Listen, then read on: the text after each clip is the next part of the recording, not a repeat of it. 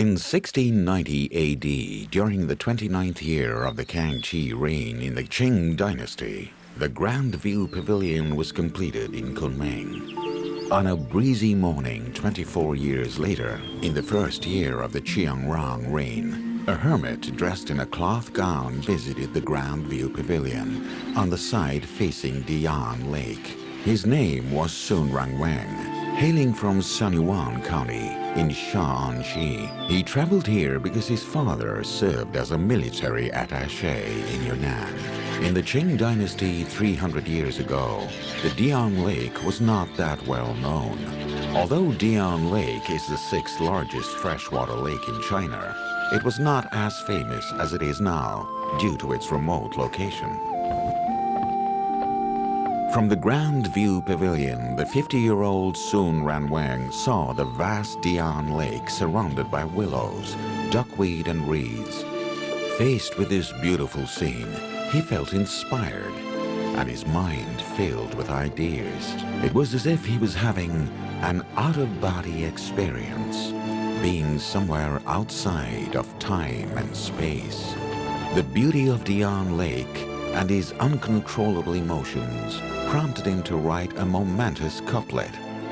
From that day forth, Dion Lake was famous far and wide for these 180 words. The 500-li Dion Lake rushes into sight, intoxicating me to a point that I must unbutton my coat and headdress, so as to best enjoy the vast expanse of water.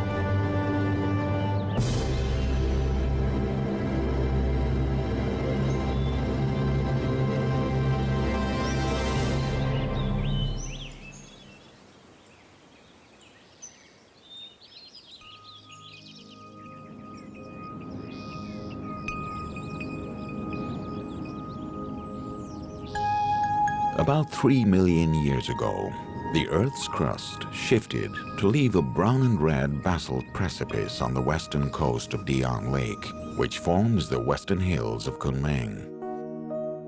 On the precipice of the western hills lies a monument called Longman. Standing on the west peak of Longman, one is treated to a panoramic view of Dion Lake. An observant person will notice a literary star in Longman, holding a pen with no nib. There lies a long story in this image. Legend has it that a talented scholar who failed his imperial examination lived on the side of Dion Lake and vowed to inscribe some writing on the precipice of Dion Lake. He led people to excavate a plank road on the precipice, and after many years they finally completed the exquisite stone carvings in Longman. Unexpectedly, while making the last stone carving, he accidentally broke off a piece. He was so overcome by sadness that he sighed and jumped from Long Man into Dion Lake.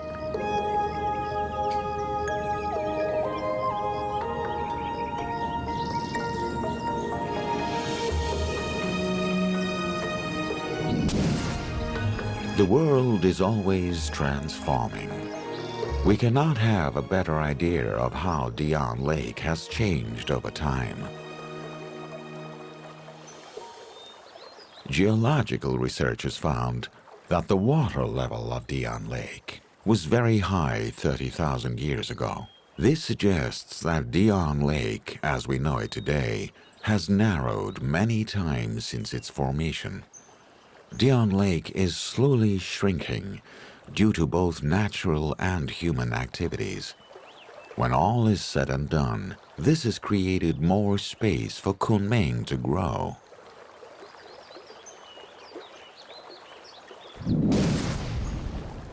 According to the biography of ethnic minority groups in southwest China from records of a historian, there was a tribe 2,000 years ago called the ancient Dion tribe on the side of the Dion Lake. When was this ancient Dion tribe established? What kind of history did they have?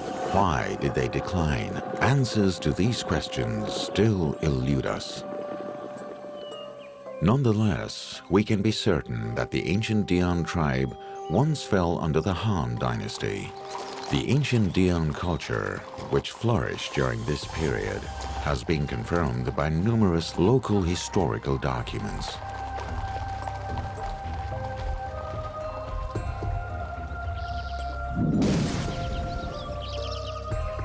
The ancient city on the site of Dion Lake Kunming is an intersection of humans, time, and space.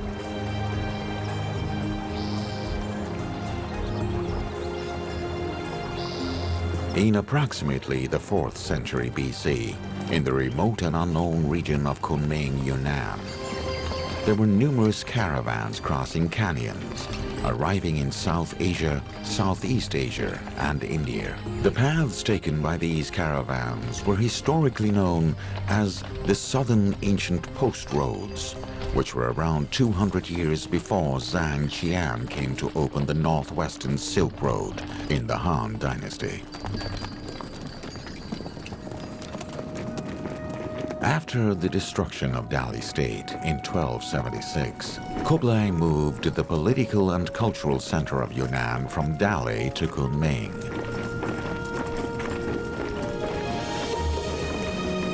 The Yuan dynasty was a relatively short dynasty in Chinese history.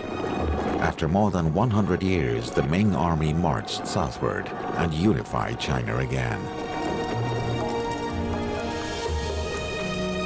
After the city was founded, Kunming became the political and cultural center of Yunnan. At that time, Kunming had grown in size and influence.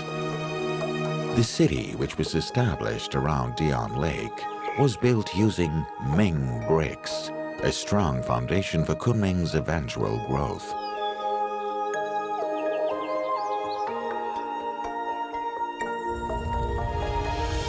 The prosperity of the economy and the smooth passage of business brought many missionaries and businessmen from Western Asia and Southeast Asia. Kunming was the cornerstone of prosperity for the South Silk Road.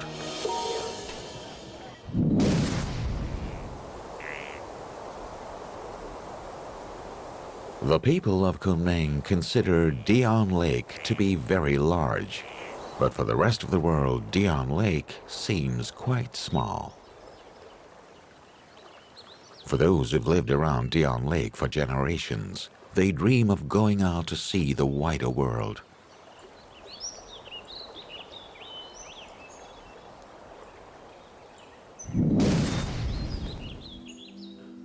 On an afternoon in 1371, when a red sunset appeared over Dion Lake, a baby boy was born in Jining, a small fishing village around Dion Lake.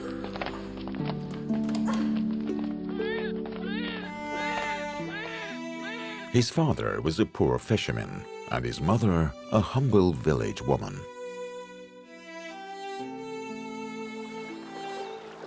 When the boy was 12 years old, the Ming army began to march south to Yunnan. Soon after his father died, he was captured and sent to Nanjing by the Ming army and became a eunuch in the service of Zhu Di, Prince of Yan. The hardships the boy endured in his childhood sharpened his tenacious will, and life in the prince's mansion made him more foresighted. He fought bravely, supporting Zhu Di's struggle to capture the throne. Due to his astounding talent, he gradually won the recognition and trust of Emperor Zhu Di, who made him into a famous navigator in world history. His name was Zhang He.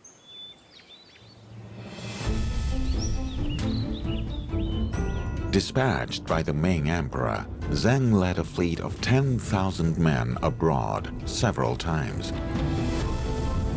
Within 26 years, he made 7 voyages to the west to promote Chinese culture and develop the maritime Silk Road.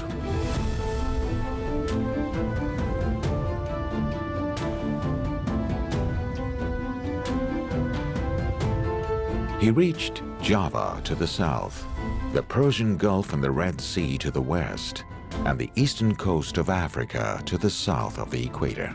He passed through 39 countries and regions, covering hundreds of thousands of kilometers.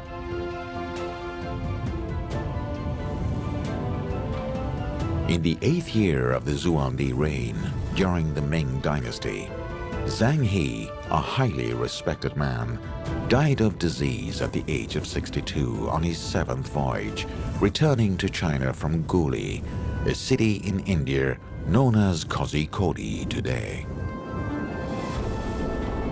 This great navigator and diplomat spread Chinese culture overseas throughout his life, contributing to China's long and brilliant history of Chinese cultural exchange.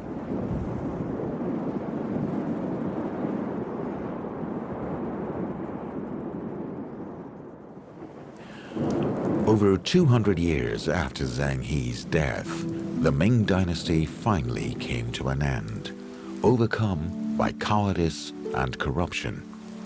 In 1644, Emperor Zhu Yuxian hanged himself on Meijian Mountain. Zhu Yulang, a cousin of Emperor Changzhen, fled to Yunnan for refuge.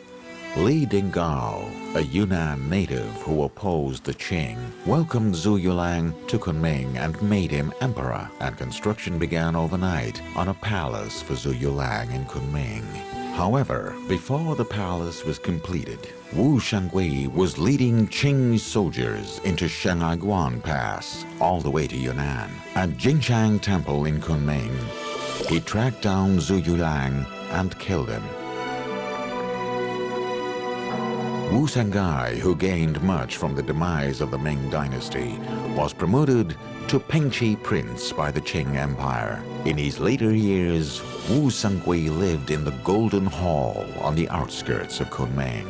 During this time, his mood became increasingly complicated. He did not want to remain as a minister of Qing dynasty, as he had greater ambitions. In 1673, Wu Sangui officially launched a rebellion against the Qing in Yunnan, claiming the Qing were trying to weaken his power. He then made himself a commander-in-chief of the army. But unfortunately, this did not have much effect on the eventual outcome. He failed to resist the cavalry of the Qing dynasty's 8-banner military division, and his revolt was quickly put down. Yunnan was once again put under the jurisdiction of the Central Dynasty.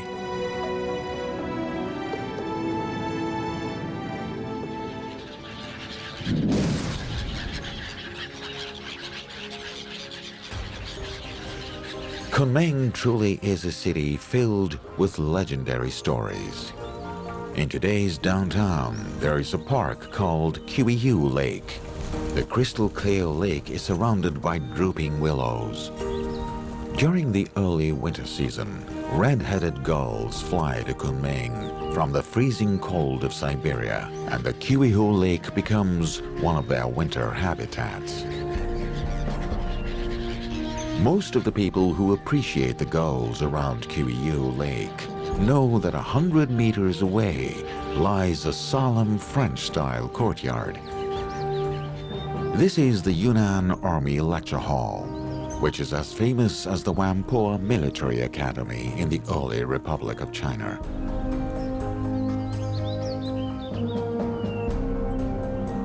History has entrusted a special and heavy mission to the Yunnan Army Lecture Hall. It is this inconspicuous courtyard that nurtured important generals such as Zhu Di, Commander-in-Chief of the Chinese People's Liberation Army, Cui Yongxian, Commander-in-Chief of the Korean People's Army, and Wu Yuanji, Commander-in-Chief of the Vietnamese People's Army. The Yunnan Army Lecture Hall has become famous for being an important part of historical events that occurred during that period. In 1915, Yuan Shikai was restored to the emperor in Beijing. While the news arrived in Yunnan, Kai Yi, a member of the Chinese Revolutionary League, was ingeniously separated from Yuan Shikai in Beijing and transferred to Yunnan. Kai Yi, who lived in Kunming, was warmly welcomed by citizens and students.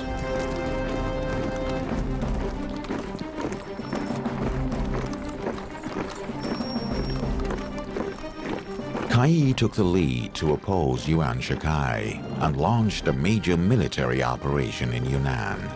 This then became a famous moment in modern Chinese history, known as the Anti-Yuan Campaign to defend the public.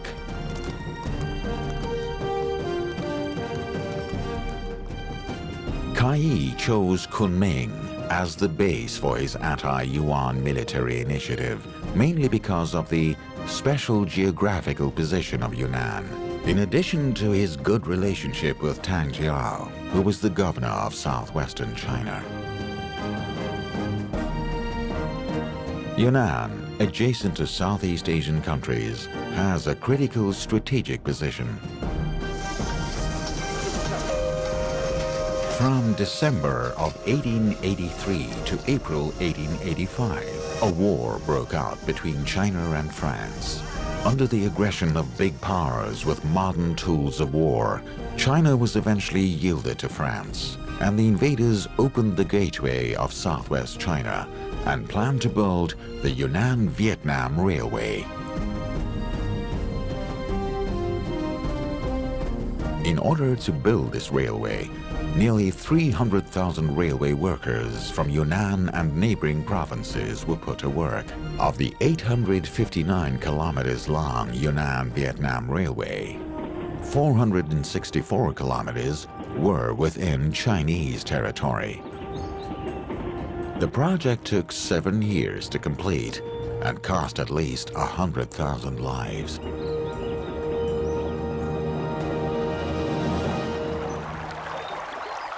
Foreign media reporting on the Yunnan-Vietnam Railway at this time said each rivet means a drop of blood and each track costs a life.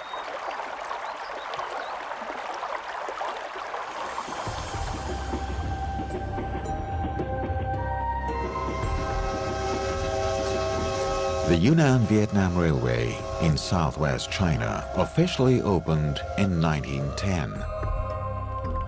This narrow railway from Kunming to Hanoi in Vietnam became an important trade channel linking Yunnan to Southeast Asia.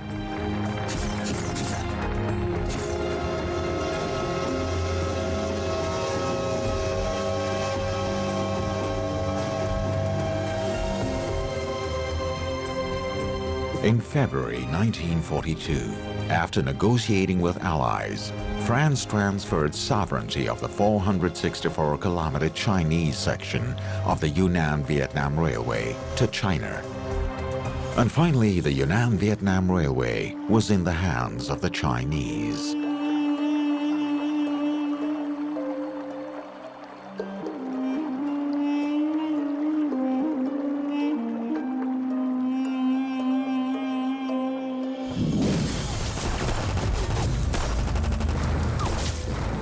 During the peak of the Second World War, Yunnan became an important strategic stronghold for China's war of resistance against Japan. Yunnan was the rear base of Chinese battleground and acted as a position to fight against the Japanese army, which was outflanking China from the southwest.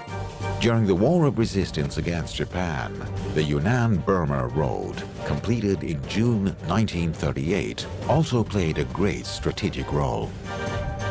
In order to build the 1,153-kilometer wartime channel, 200,000 migrant workers in western Yunnan joined the construction, and tens of thousands of Chinese died on the railbed of the Yunnan-Burma Road.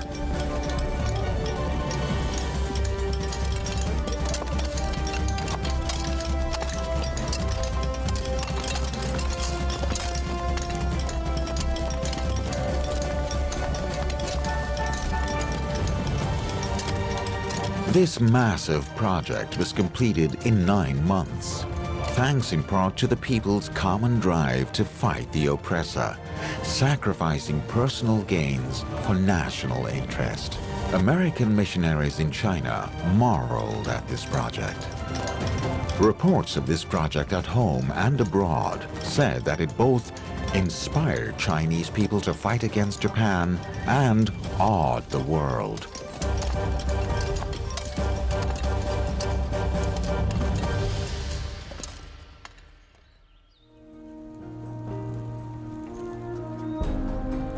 During World War II, the Yunnan-Burma Road channeled a large number of strategic materials, supporting Chinese troops, and played a great role in driving away the Japanese fighters when the Chinese counterattacked in western Yunnan in 1945. This became the Chinese nation's famous road in the War of Resistance against Japan.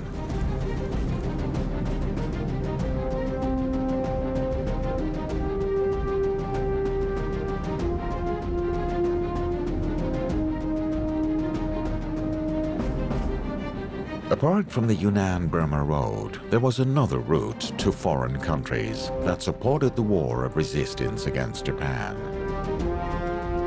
In 1942, the Chinese Army and Allied forces launched an important military route called the Hump Line.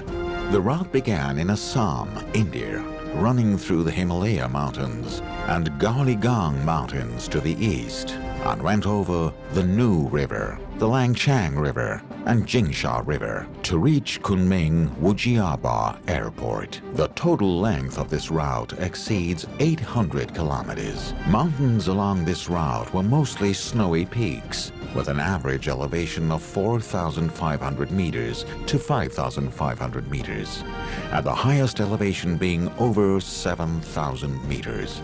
It was one of the most difficult and costly wartime air routes in the history of air transportation.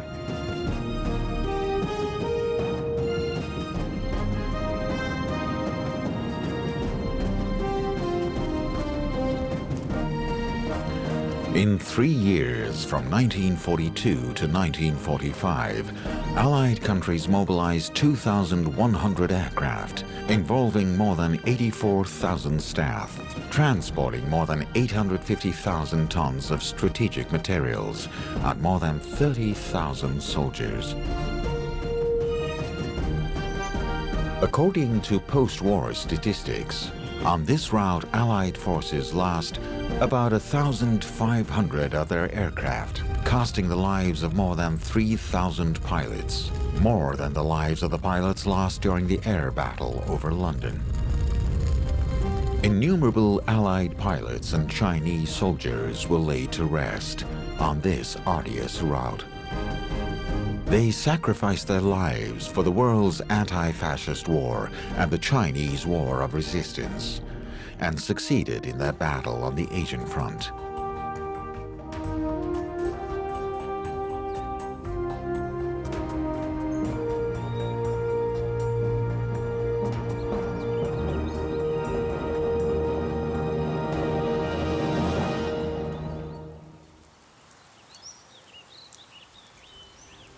Space and time once again focuses on the ancient city of Kunming, where history continues to unravel its classics and legends. At this pivotal moment in Chinese history, the city of Kunming played a very important role. Many special landmarks have witnessed these historical events. In 1944, the construction of the Zigang Hall near Qiyu Lake was intended to commemorate Lang Yong's bravery in fighting against Japan and his service to Yunnan. The Zigang Hall was not completed until 1946.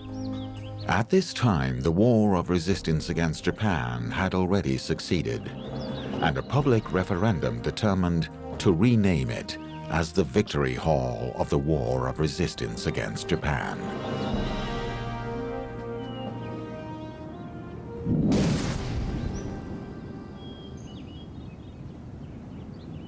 Yunnan's culture extends far into the past, and much like its long history, it continues forward silently.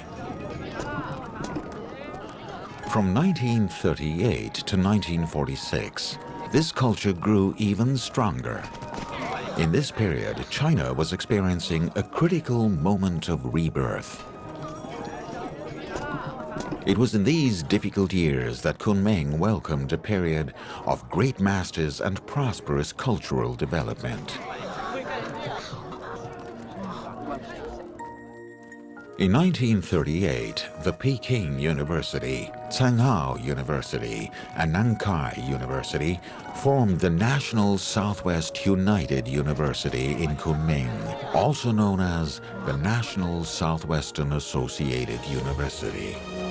China's cultural elites gathered in Kunming and continue to train a large number of talented students in culture, art, science, and technology to benefit this suffering nation.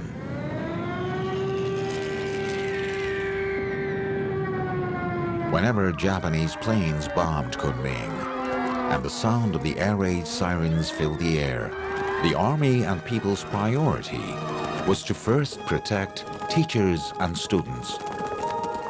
The citizens had quietly reached a consensus that no matter how many sacrifices they made, they had to protect the seeds of Chinese culture. This movement of Chinese universities to southwestern China has played a huge role in the renaissance of Chinese culture and technology. Among the people involved in China's early nuclear and space project, 2 bombs, 1 satellite, 8 came from the National Southwestern Associated University. The National Southwestern Associated University was truly a gift bestowed on Kunming and also gave the city a great responsibility.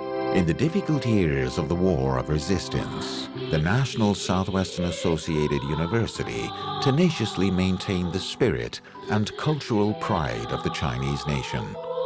This spirit is always remembered by the Chinese people and was passed on to later generations.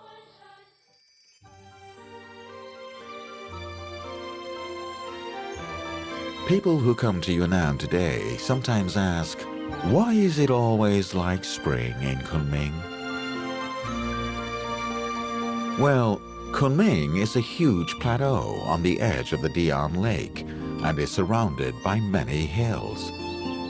When winter comes, the cold air, which is swept from Mongolia and Siberia, rises along the Yunnan Guizhou Plateau. By this point, the cold air has become a weak force. Luckily, this slow approaching monsoon is blocked by the mountains around Kunming. Kunming also has a long day and short frost period because of the monsoon climate of the subtropical plateau mountain area, which is affected by the warm and moist air of the Indian Ocean. The Dion Lake's large area also contributes to the city's stable temperature. In this way, it seems like spring in Kunming all year round, where flowers bloom and trees are green no matter the season.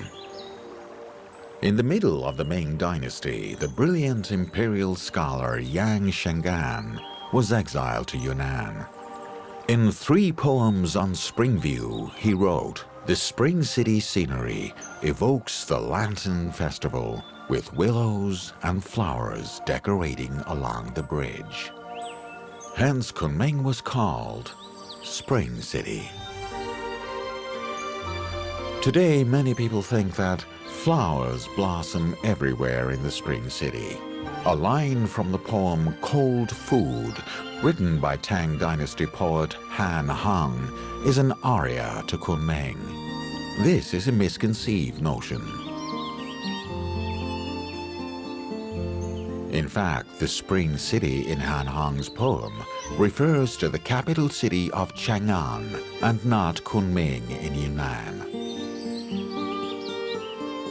People's misunderstanding is understandable, because in truth, Kunming is not only a place where flowers blossom everywhere in the spring city, but also a place where flowers are flying everywhere.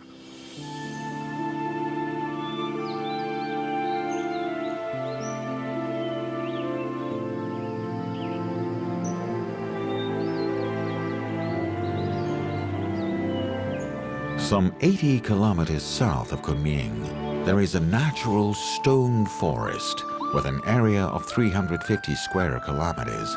These are recognized as rare karst landforms worldwide. Nature endows them with different spirit and appearance. Every stone peak and every stone tells their own touching story. According to folklore, the narrative poem Ashima of the Sani people of the Yi minority group is one of the most humanistic and touching stories. In 1964, this famous poem was adapted into a movie of the same name by Shanghai Film Studio. Since then, Kunming stone forests have been famous both at home and abroad.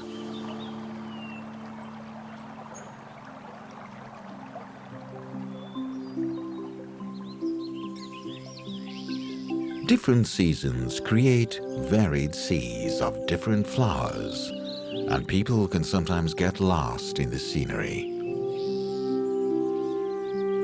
Standing in the stone forest, looking up at the colorful sky and touching the vast land. This magical scene of clouds meeting colorful flowers is a true representation of life and beauty in Yunnan.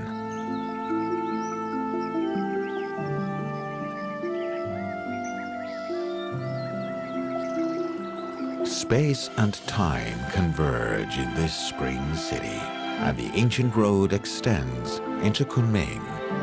When space and time converge, the 21st century Kunming has become a world-class tourist city. With its unique climate and natural landscapes, it attracts Chinese and foreign visitors, as well as many adventure seekers.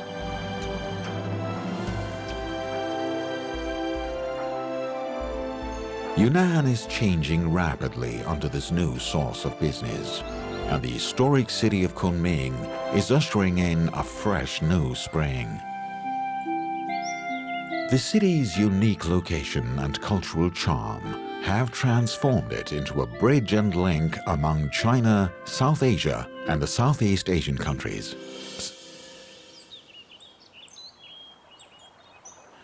The Belt and Road Initiative is writing new stories on this wondrous and alluring land.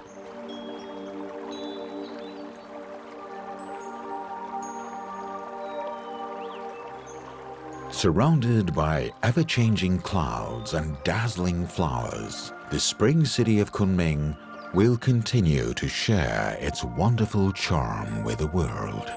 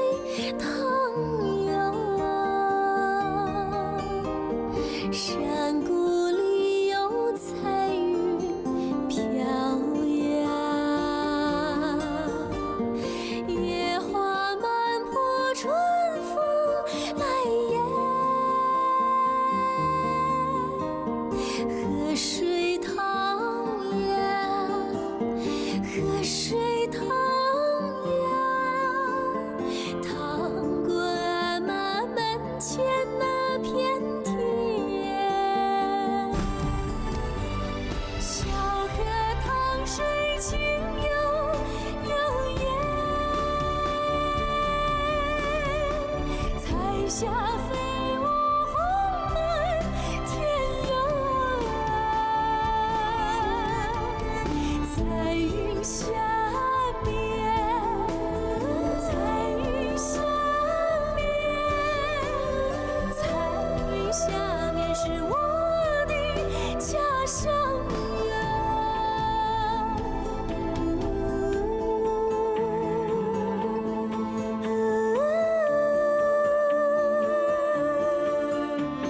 山下小河淌水呀，清